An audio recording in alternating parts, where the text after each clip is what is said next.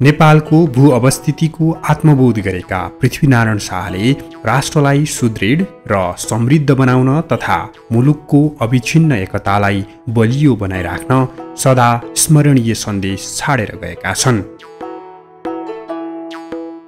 ज्ञानमणि नेपालद्वारा लिखित पुस्तक नेपाल निरूपणका अनुसार पृथ्वीनारायण शाह 52 वर्षकै उमेरमा रोगग्रस्त पनि भए। उनलाई रोगले च्याप्दै लग्यो। उनको शरीरभरि खटिरा आएको थियो। आफ्नो अन्तिम दिन आउँदै गरेको महसुस भइरहेकोले स्वाभाविक रूपमा उनी चिन्तित थिए। त्यसैले उनले आफ्ना हजुरिया सुरतसिंह राणा मगर, थरघर र भाइ भारदारलाई बोलाएर आफ्नो अन्तिम इच्छा प्रकट गरेका थिए, जसलाई हामीले दिव्योपदेश भन्ने गरेका छौं।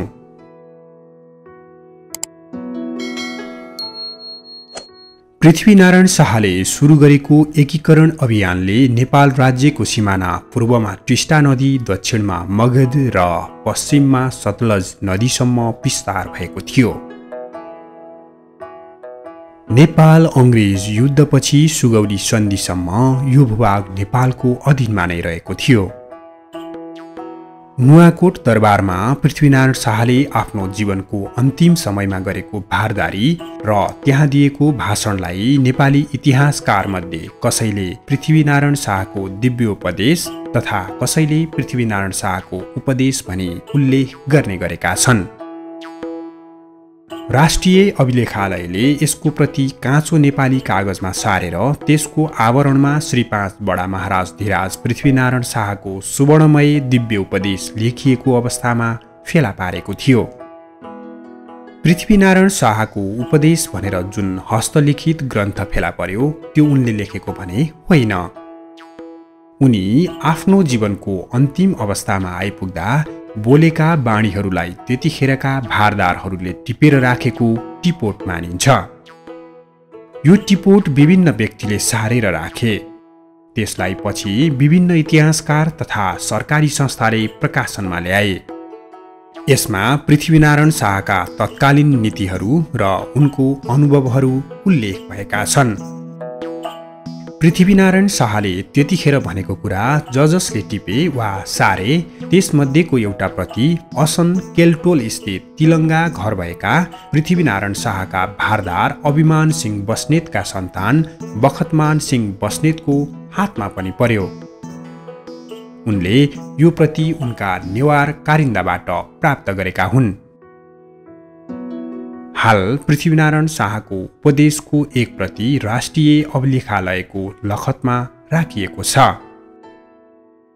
देव र देवी स्मरण गर्दै नुवाकोट पुगेका गुरु, पुरोहित, थरघर, भारदार, ददा, राणा र बुढापाका छेउ व्यक्त गरिएकाले दिव्य उपदेशमा ईश्वरीय र मान्यजनप्रति सम्मान व्यक्त गर्ने चेतना व्यक्त भएको देखिन्छ। बुढा मरे भाषा सरे भन्ने प्रसङ्गमा राज्य थाम्ने, राज्य प्रणालीको निरन्तरता तथा देश र देशवासी प्रतिको जिम्मेवारी र उत्तरदायित्वको चेत रहेको दिव्य उपदेशमा देखिन्छ। काठमाडौँ चन्द्रागिरी छेउछाउमा आइपुग्दा नेपाली राजाले चिल्लान् र पक्रेलान् भनी स्याखु ओडी हिँडेको देख्दा पृथ्वीनारायण शाहमा सतर्कताको चेत रहेको देखिन्छ। चन्द्रागिरीको पहाडबाट उपत्यकामा हेरिरहेको बेला उनका साथमा रहेका व्यक्तिले उनको मनको कुरा व्यक्त गरेको प्रसङ्ग पनि छ। यो प्रसङ्गले उनमा योग्य व्यक्ति छान्ने र साथ लिने चेतना रहेको देखाउँदछ। साथै उपत्यका देखेपछि यता छत्रभङ्ग गर्ने तर आफ्नो राज्य पनि जोगाउने कुरा गरेकाले उनमा युद्धचेत र षड्यन्त्रप्रति सतर्कताको चेत रहेको पनि दिव्य उपदेशमा देख्न सकिन्छ। दिव्य उपदेशमा मामासँग सल्लाह गर्ने प्रसङ्गमा आफूसँग 4 थरी बाहुन, खस, मगर, ठकुरी सिपाही भएको र तीमध्ये कसको सवार गरे चाँडो काम फत्ते होला भन्ने प्रसङ्ग छ। यो हेर्दा पृथ्वीनारायण शाहमा युद्धचेत, काम द्रुत गतिमा गर्ने र कामलाई निष्कर्षमा पुर्याएरै छोड्ने चेत र सेनामा सबै खाले मानिस भर्ना गर्ने चेत रहेको मान्न सकिन्छ। दिव्य उपदेशमा लमजुङका राजा रिपुमर्दन शाहसँग सम्झौता गर्ने कुरा उल्लेख भएकोले पृथ्वीनारायण शाहमा युद्ध मात्र होइन मेलमिलापको चेतना पनि देखिन्छ। दिव्य उपदेशमा विराज बखतीलाई आफूले कज्याइदिन चाहे पनि जनता र 22-24 राज्य बुझ्दा कालु पाँडेलाई कज्याइदिँदा आन्तरिक व्यवस्था र परराष्ट्र सम्बन्ध उपयुक्त तरिकाले सञ्चालन हुने सुझाव आएकोले कालु पाँडेलाई कज्याइदिएको भन्ने देखिन्छ। यो प्रसङ्ग हेर्दा उनमा राज्यका मुख्य पद आफ्नो इच्छामा होइन जनमत बुझेर दिनुपर्ने प्रजातन्त्रको चेत रहेको भन्ने बुझिन्छ। पृथ्वीनारायण शाहले राज्यको निर्माण र सुरक्षाको निम्ति बस्नेत र पाँडेका सन्तानबीच मागी विवाह गराएको प्रसङ्ग देखिन्छ। यसले उनमा राज्यका निम्ति व्यक्तिगत र पारिवारिक सम्बन्धमा समन्वय ल्याएर काम गर्ने चेत रहेको भन्ने बुझिन्छ। पृथ्वीनारायण शाहले आफ्नो सुरक्षाका निम्ति बस्नेत रोकाहा र पाठकको सहयोग लिई सल्यानकोट मन्दिरमा जाँदा पुजारीले राजा पनि मन्दिरको ढोकाभित्र जान नमिल्ने बताएपछि मन्दिरको ढोका बाहिरैबाट पूजा गरेको भन्ने देखिन्छ। यो प्रसङ्गले उनी जनताले सांस्कृतिक रूपमा मान्दै आएका प्रथा परम्परा र प्रचलन राजाले पनि यथावत मान्नुपर्ने र राजा स्वयं पनि प्रथा परम्पराभन्दा माथि नभएको कुरा स्वीकार्ने चेत उनमा रहेको देखिन्छ। साथै उनले मन्दिरमा पूजा गरेको र मन्दिरको आम्दानी बाँधिदिएको देख्दा उनमा धार्मिक र आध्यात्मिक चेत रहेको र यो चेत आयातित विश्वास सम्बद्ध भन्दा स्थानीय देवी देवतातर्फ उन्मुख रहेको देखिन्छ। दिव्य उपदेशमा पृथ्वीनारायण शाह रात दिन गरी सिमल चौरमा थर्पु हाली बसेको भन्ने देखिन्छ।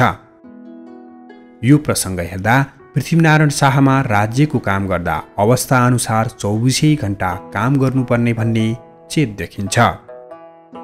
दिव्य उपदेशमा झागल गुरुङलाई खास कामको लागि चयन गरिएको प्रसङ्ग छ। परशुराम थापाले एकातिर पृथ्वीनारायण शाहलाई नेपाल हान्न आऊ भनेको र अर्कोतिर 22-24 उठाई भाइ मार्फत गोर्खा हान्न पठाएको भन्ने प्रसङ्ग जोडिन्छ। उनले राज्य विरुद्ध षड्यन्त्र गर्नेलाई दण्ड दिन चाहेको देखिन्छ। अर्थात् राज्य विरुद्ध अगाडि मिले जस्तो गरी पछाडि षड्यन्त्र गर्नेलाई कडा सजाय गर्नुपर्ने चेत उनमा रहेको देखिन्छ। नेपाल खाल्डो विजयको सन्दर्भमा पृथ्वीनारायण शाहले पूर्व पश्चिमका दुनियाँ हात गरी नेपाल लिया थिए भनेका छन्। यसमा उनको युद्ध शैली प्रतीत हुन्छ। अर्थात् युद्ध गर्दा सबै दिशाका जनतालाई हात लिनुपर्ने र युद्ध जित्न जनताको सद्भाव र सहयोग अनिवार्य हुन्छ भन्ने चेत उनमा रहेको पाइन्छ। दिव्य उपदेशमा यो राज्य 2 ढुङ्गाको तरुल जस्तो रहेछ। चीन बादशाहसित ठुलो र राम्रो सम्बन्ध राख्नु भनिएको छ। दक्षिणको बादशाहसँग शङ्कास्पद स्थिति देखाइएको छ। ऊ चतुर रहेको, लडाईँ गरेन भने छलकपट गर्ने, त्यसले हिन्दुस्तान दबाएको, हिन्दुस्तान मिल्यो भने नेपालमा आक्रमण गर्न आउन सक्ने पनि उनले बताएका छन्। पृथ्वीनारायण शाहले राम शाह, जयस्थिति मल्ल र महेन्द्र मल्लले बाँधेका थिति हेरेको र ईश्वरले दिए आफूले पनि 12,000 को घरधुरी थिति बाँधी जाउँला भनी उल्लेख गरेका छन्। उनको यो कथन हेर्दा राज्यको कानुन बसाउँदा आफ्नै देशको इतिहास र अनुभव अनुसार बसाउनु पर्ने र कानुन अनुसार राज्य सञ्चालन गर्नुपर्ने भन्ने चेत उनमा रहेको पाइन्छ। विदेशी साहु महाजनलाई पर्सागढ भन्दा माथि आउन नदिनु, उनीहरू भित्र छिरे भने मुलुकलाई कंगाल पारी छोड्छन् भन्ने उनको कथन छ। उनको यो कथनमा अन्तर्राष्ट्रिय व्यापार सम्बन्धी र विदेशीलाई अर्थव्यवस्था र व्यापारमा घुस्न दिए देश कंगाल हुने भन्ने आर्थिक चेत रहेको पाइन्छ। विदेशी कपडा लगाउन मनाही गरिदिनु, स्वदेशी उद्यमीलाई नमुना देखाई उत्पादन गर्न लगाउनु, यसो गरे नगद विदेश जाँदैन भन्ने उनको कथन छ। साथै आफ्ना स्थानीय उत्पादन विदेशमा बेची नगद आर्जन गर्नुपर्ने कुरा पनि उल्लेख छ। यसरी उनमा स्वदेशी उत्पादन बढेमा, भुक्तानी सन्तुलन भएमा तथा जनता सम्पन्न भएमा मात्र राज्य बलियो हुने राष्ट्रिय उत्पादन वृद्धि सम्बन्धी चेत पनि रहेको प्रष्ट देखिन्छ।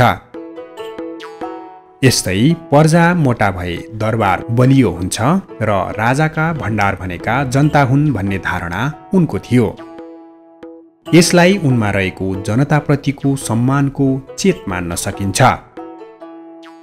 पाँडे, पन्थ, भैयाद र मगरलाई आलोपालो गरी मारताप दिने, झागल गुरुङलाई कास्की पठाउन रोज्ने, सेनामा खस, मगर, गुरुङ, ठकुरीलाई छ्यासमिस गरी भर्ना गर्नुपर्ने, गुरुङ, मगर, खानज्यादा, भैयाद, भारदार, मिर, उमराओ, थरघरलाई घुँडा गौडामा राख्ने, पूर्व पश्चिम खसबाउनलाई दरबारमा पैठ हुन नदिने, न्याय प्रणालीमा ठकुरी, मगर र पण्डितलाई स्थान दिने, अदालतबाट भएको आम्दानी फकिर, अतिथि, जोगी, सन्यासी, ब्राह्मणको निम्ति खर्च गर्नुपर्ने, मुसलमानलाई हतियार बनाउन लगाएको कुरा र मनोरञ्जनका लागि 3 सहरका नेवारका नाच झिकाई हेर्ने कुरा पनि दिव्य उपदेशमा रहेको देखिन्छ। यस्तै मुलुकलाई सबै जातको फुलबारी भन्दै यो फुलबारी छोटा बडा 4 वर्ण 36 जातको असली हिन्दुस्तान हो पनि भनिएको छ।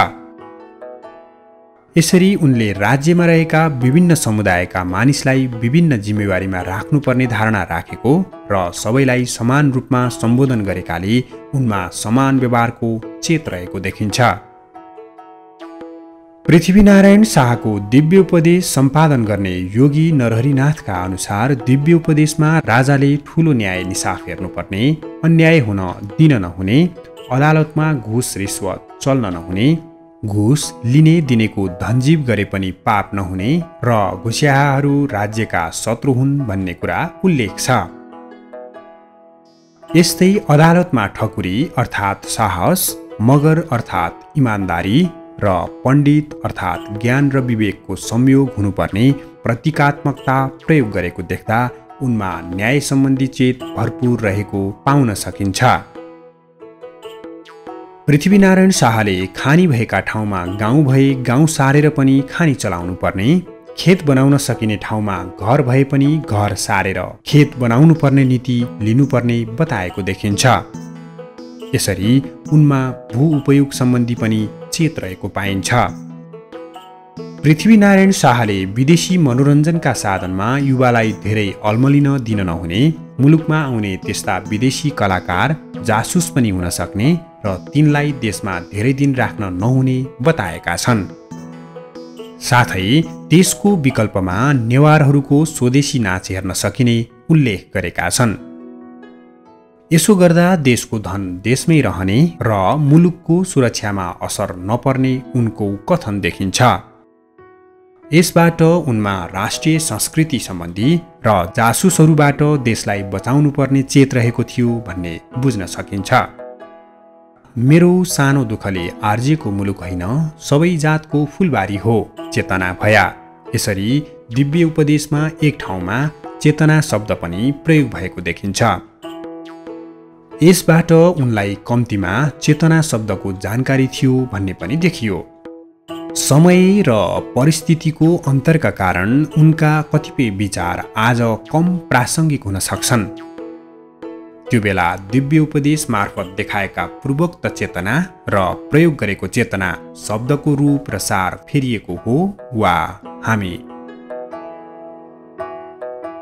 आजको श्रृङ्खलामा हामीले पृथ्वीनारायण शाहका उपदेशलाई प्रस्तुत गरेको तपाईलाई कस्तो लाग्यो बताउन चाहिँ नभुल्नुहोला। अर्को श्रृङ्खलामा भेट्ने बाचासहित नयाँ हुनुहुन्छ भने सब्स्क्राइब गर्न नभुल्नुहोला। यदि पुरानै हुनुहुन्छ भने लाइक तथा सेयर गरेर पृथ्वीनारायण शाहका उपदेशलाई सबै सामु पुर्याउन मद्दत गर्नुहोला।